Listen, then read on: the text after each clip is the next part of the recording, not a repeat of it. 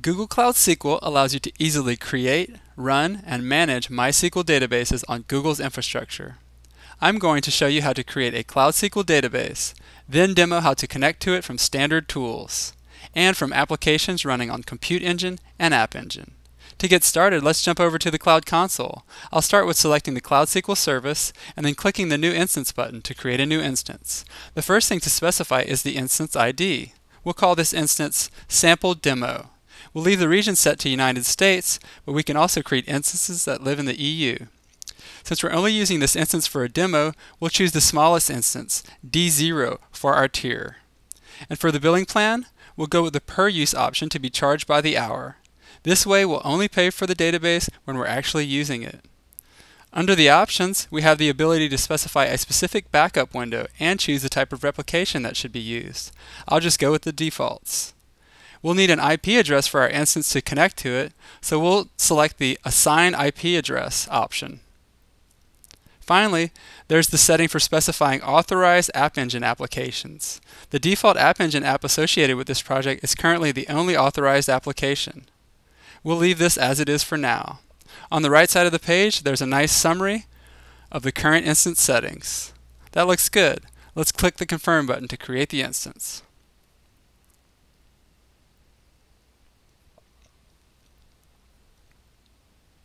We can see here that the instance is being created.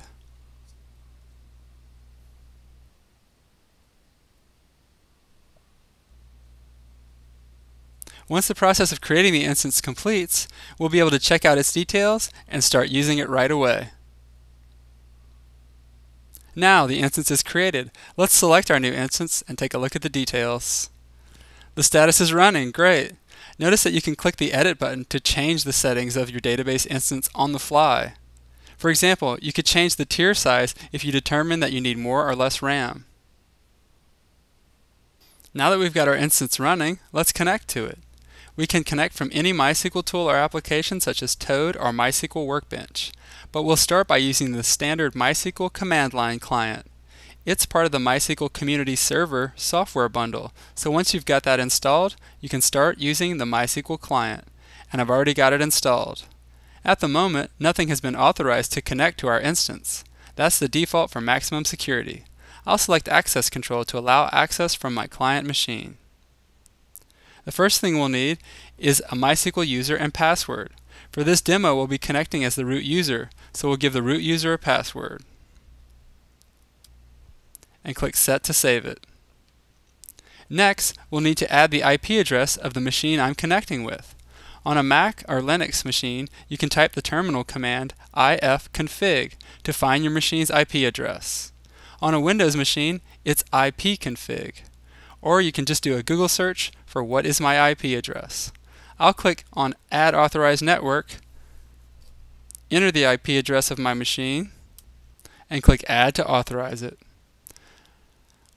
I won't bother setting up an encrypted connection for now, but you should use it for all production databases. Now let's jump to a terminal window to test our connection. Here's the command I'll run.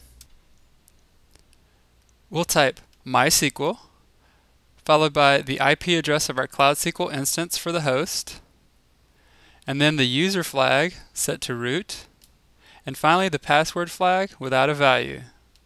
When we run that, we'll be prompted for our password. After entering the password,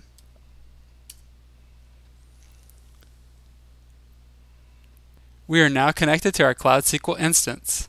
Let's confirm that by running a Show Databases query. And we get back the list of default databases included with MySQL. Now let's run a script to create a database with a single table containing a small sample of data from Wikipedia. Here's the script we'll run. It's just a standard MySQL script. For example, it could be a dump of an existing database you want to move to the cloud. Here's where we create the database. And here's our use statement to select the new database. This statement creates our table with 2 columns specified. The remaining statements will insert data into our newly created table. Okay, let's jump back to the MySQL prompt and run the script. The command to run the script is source. So we'll type source followed by the location of the script, and hit enter to run it. There, our database has been created. We should now be able to run a query to test that all our data is what we expect. We'll run the query, select name, size from stars, and hit enter. And there's our table with the data that we just inserted. Now that we've got some sample data in Cloud SQL, let's look at how we can use a Google Compute Engine instance to query Cloud SQL from a PHP page. Here's the Cloud Console, where you can see that I've already created a VM within Compute Engine. It's already got PHP and Apache installed on it. I've also created a firewall within Compute Engine to allow internet requests on port 80. We can see that by going to the Network section and selecting our default network. Here under the Firewall section, you can see that I've already created a firewall named HTTP1 and it's set up to allow traffic on port 80.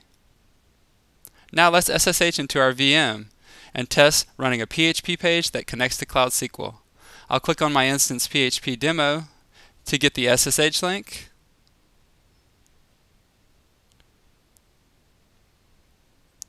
And we'll use that to SSH into the VM.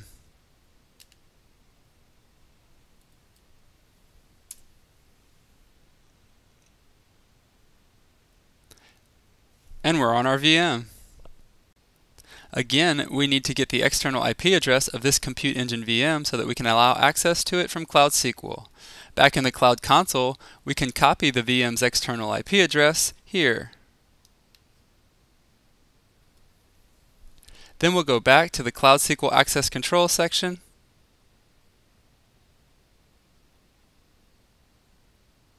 and click Add New under the Authorized Network section. Finally, we'll paste in the VM's IP address and click Add.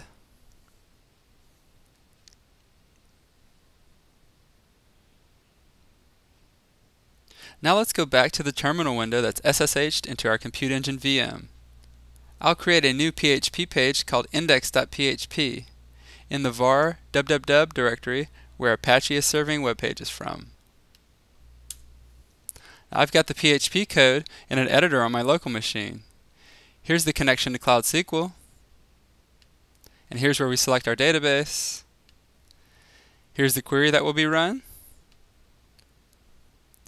and here's where the code sends the query to Cloud SQL and outputs the results to the web page. The remainder of the code is some CSS styling for the HTML, along with some JavaScript to format our numbers with commas. I'll select all of that and copy it and paste it back in our index.php page and save the file. Now we should be able to open a new browser tab and paste in the IP address of our VM and the file name of our new index.php page. And there's our PHP page displaying our data from Cloud SQL. Now what about using a web-based database management tool like phpMyAdmin? Using the same Compute Engine VM, we can try this out quickly. The VM already has phpMyAdmin installed, so the only remaining thing we need to do to try out our phpMyAdmin setup is to specify the IP address of our Cloud SQL instance as the default server. We can do that by editing the config.inc php configuration file with the following command.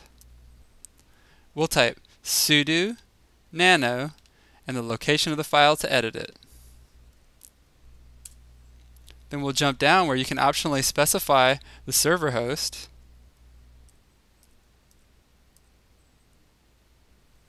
Here, we can uncomment this line and change localhost to be the IP address of our Cloud SQL instance. And we'll close the file and save the changes. Now we should be able to open up a new browser tab and enter the external IP address of our VM plus phpMyAdmin. And there's the phpMyAdmin login screen. We'll enter root as the username and specify the password that we set up previously for Cloud SQL in the Cloud Console. For the server choice, we'll choose the IP address of our Cloud SQL instance and click Go. And we're in. We can select our Big Stars database and then view the data in the stars table. That looks good. We can now administer our entire database from phpMyAdmin. We can see the databases, we can run SQL queries, monitor statistics, and so on, all through a web front end. Great! Now let's take that same PHP page that we previously ran on Compute Engine and run it on Google App Engine. I've already created an App Engine application called Cloud SQL Sample. The next thing we'll need to do is to authorize access to Cloud SQL from our App Engine app. Here in the Cloud SQL Access Control settings, under the section titled Authorize App Engine Applications, we'll click the Add New link, and then enter the app ID of our app. And then click the Add button to authorize our App Engine application to connect to our Cloud SQL instance. Now let's jump back to our terminal window. Here's the PHP page that we ran on Google Compute Engine. The only modification that we have to make for it to run on App Engine is to update the connection string. We'll replace the Cloud SQL instance IP address with the string :/CloudSQL/ followed by our project ID, and then colon, and then the name of our Cloud SQL instance. Then I'll set the password to be an empty string, since we've already authorized our App Engine application's connection to Cloud SQL in the Cloud Console. I've already deployed this updated PHP page out to our App Engine application, so now we should be able to open a new browser tab and then go to our App Engine app.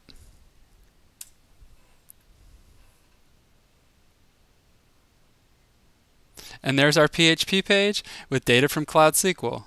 Excellent. I've just showed you a very simple demonstration of creating a Cloud SQL database along with different ways that you can connect to Cloud SQL to manage your databases, from standard tools, from applications running on Compute Engine, and from applications on App Engine. I've also showed you how to use Cloud SQL as the data source for your web pages. Here are a few resources where you can go to learn more. Now that you've seen how quickly you can get started, try it out for yourself and start using Cloud SQL right now. Thank you for watching.